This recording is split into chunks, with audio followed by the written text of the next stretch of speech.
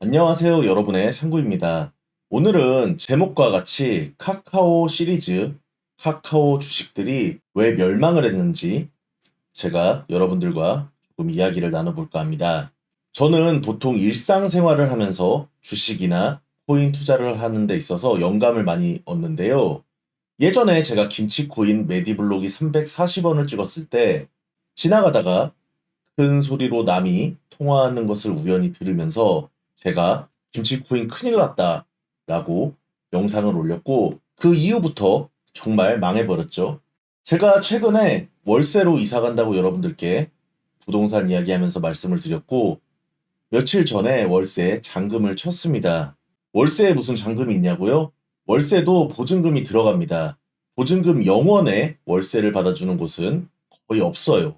어쨌든 각설하고 이 카카오와 제가 최근에 월세 잔금을 쳤을 때 어떤 상황이 연관이 있었는지 제가 지금부터 여러분들께 흥미롭게 이야기를 해보도록 하겠습니다. 일단 저는 이 카카오 시리즈 중에서도 이 카카오 뱅크가 가장 심각한 주식이라고 생각을 하는데요. 고가 대비 현재도 많이 떨어졌지만 아직도 거품이 상당히 심하다고 생각하는 주식입니다. 먼저 주식을 투자하기 위해서 다른 건 모르더라도 이것은 꼭 알고 투자를 하셔야 되는데요. 그것은 바로 PER입니다. PER이 뭐냐? Price Earnings Ratio. 그러니까 주가 수익 비율이라고 하는 겁니다. 비율이 이렇게 높을수록 벌어들이는 순이익에 비해서 가치가 고평가됐다는 것이고 수치가 낮을수록 회사의 순수익보다 가치가 저평가됐다고 보시면 되겠습니다. 그런데 이게 높다고 다 안 좋은 것은 아닙니다. 하지만 동일 업종 PER을 보시면 3.79배라고 나와 있습니다. 동일 업종을 좀 살펴보겠습니다. 신한지주입니다. 신한지주는 신한은행이죠. 2022년 6월 기준으로도 4.43배, 현재 추정하는 PER로도 3.78배입니다. 동일 업종 PER하고 거의 맞춰져 있죠. 국민은행입니다. 4.13배, 3.95배. 다 납득할 수 있는 범위 안에 형성이 되어 있습니다. 가격이 말이죠. 다시 카카오로 돌아와 보겠습니다. 38배, 30배. 그러면 다른 동일 업종 1금융 메이저 은행들보다 10배 정도 아직도 가치가 고평가되어 있다고 볼 수 있습니다. 실제 적정 주가는 1750원이라는 것이죠.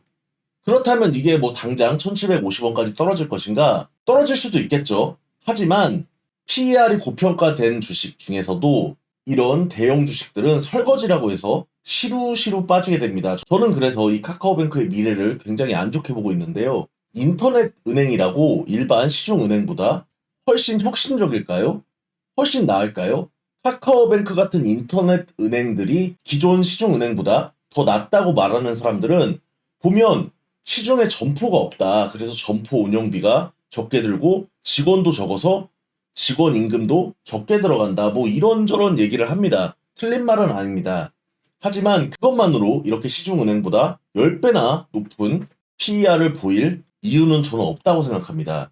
점포가 없는 게 그게 그렇게 좋은 건가요? 직원이 더 적다고 그렇게 좋나요? 저는 꼭 그렇게까지는 생각하지 않습니다. 요즘은 인터넷 은행들이 했던 비대면 금융 계좌 개설도 모든 은행들이 각자의 앱을 통해서 비대면으로 똑같이 계좌 개설을 할 수 있습니다. 사실상 모든 은행이 지금은 이제 인터넷 은행하고 똑같아요. 뭐가 다르냐? 점포가 없다는 게 다르죠. 하지만 이 점포의 유무는 지금보다 조금씩 줄어드는 게 더 은행의 순이익에 도움이 될진 몰라도 아예 없는 게 꼭 좋다고 말할 수는 없습니다. 그리고 은행이 돈을 버는 예금이나 대출 이런 금리들을 비교해봐도 카카오뱅크가 K뱅크보다 낮다고 볼 이유도 하나도 없고 시중은행과 비교해도 마찬가지죠. 제가 시작하기 전에 얘기했던 그 월세 잔금이 월세 잔금을 쳤다고 했는데 어떤 부분이 이 카카오뱅크 이야기를 하는 데 있어서 연관이 있느냐? 제가 잔금을 치려고 며칠 전에 만났습니다. 기존에 살던 세입자가 있었겠죠. 기존에 살던 세입자는 그날 이사를 하는 날이었습니다. 보통 잔금일에 나가죠. 새 집을 사서 이사를 하시는지 뭐 다른 전월세 집으로 가시는지 알 수 없지만 어쨌든 가십니다. 그런데 이렇게 집주인과 세입자가 나갈 때는 서로 만나서 어떤 파손이 되었는지 이런 확인 절차를 거치게 되는데요. 거기에 저도 같이 당연히 갔죠. 왜냐면은 저도 파손이 있는지 없는지 확인을 해야지 나중에 나갈 때 그 부분에 있어서 이야기를 할 수 있기 때문이죠. 그래서 저, 집주인, 그리고 기존 세입자, 그리고 각자의 부동산들 같이 보고 있는데 그냥저냥 뭐 파손이고 뭐 이런 거는 적당히 얘기가 잘 됐습니다. 그런데 이제 전에 살던 분이 빨리 전세 보증금을 빼달라. 그렇게 말씀을 하신 거예요. 근데 집주인분은 저한테 월세 보증금을 받아서 내줘야 된다. 이런 식으로 아마 말씀하신 것 같아요. 그랬더니 전세로 살고 계신 분이 그런 게 어딨냐. 우리의 관계는 우리의 관계고 새로 올 세입자의 관계는 새로 형성되는 건데 돈을 먼저 빼줘야 되는 게 아니냐. 왜냐하면은 이 전세입자는 빨리 이사갈 집에 잔금을 쳐야 했던 것 같아요. 그런데 사실 이 세입자의 말이 맞는 부분도 있고 아닌 부분도 있습니다. 맞는 부분은 뭐냐? 맞죠? 새로운 세입자의 돈을 받아다가 기존 세입자에게 내주는 행위는 갭투자죠. 저는 개인적으로 좋아하는 그런 행위는 아니에요. 왜냐하면은 저는 전월세 보증금 같은 경우는 항상 여윳돈으로 집주인이 보유를 하고 있어야 한다. 저는 그런 입장이기 때문에. 하지만 전에 세입자와 집주인이 약속한 시간, 그러니까 잔금을 내어주기로 한 시간은 아직 도달하지 않은 상황이었어요. 그러니까 집주인이 약속한 시간 이전에만 내주면 되는 거죠. 그래서 잘못한 상황은 아니었단 말입니다. 어쨌든 다 확인을 하고 부동산으로 가서 잔금을 저는 쳤고 그분들이 잔금 정리를 이제 하러 가셨죠.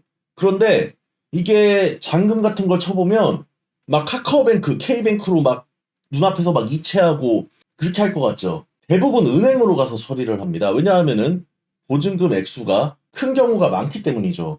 그래서 당연히 뭐 한도를 늘리고 하면은 이체 한도를 늘리면 인터넷 카카오 하나로도 할 수 있겠지만 어르신들 특히 연세가 많으실수록 점포로 가는 것을 선호합니다. 점포로 가는 것을 선호하는 어르신들이 당연히 카카오뱅크를 좋아하는 젊은 사람들보다 자금력이 있겠죠. 자금력이 있는 고객들을 많이 유치해야 은행은 돈을 많이 법니다. 저는 이 카카오뱅크가 다른 은행에 비해서 혁신이나 어떤 특출난 그런 가치를 가지고 있다고 생각하지 않습니다. 그렇기 때문에 이 PER은 굉장히 말도 안 되는 고평가된 그런 상황이라는 거죠. 저는 카카오뱅크 1750원 가도 이상하지 않다고 생각합니다. 왜냐? 동일업종 PER이 3.79배니까요. 이해하셨나요? 이런 고평가된 주식에 투자를 하려면 상승장에 세력들 찍어먹는 식으로 찍고 빠져야 하는 겁니다. 장기 투자, 가치 투자를 이런 PER을 가지고 있는 주식에 한다는 것은 상당히 불리할 수 있습니다. 마치 바둑을 둘 때 상대방에게 9점을 주고 시작하는 것과 같다 이 말이죠. 어쨌든 여러분들께 제가 설명을 좀 드렸는데 도움이 되셨으면 좋겠습니다. 구독과 좋아요 한 번씩 꼭 눌러주시고요. 궁금하신 점은 댓글로 달아주시면 답변 드리도록 하겠습니다. 시청해주셔서 진심으로 감사합니다.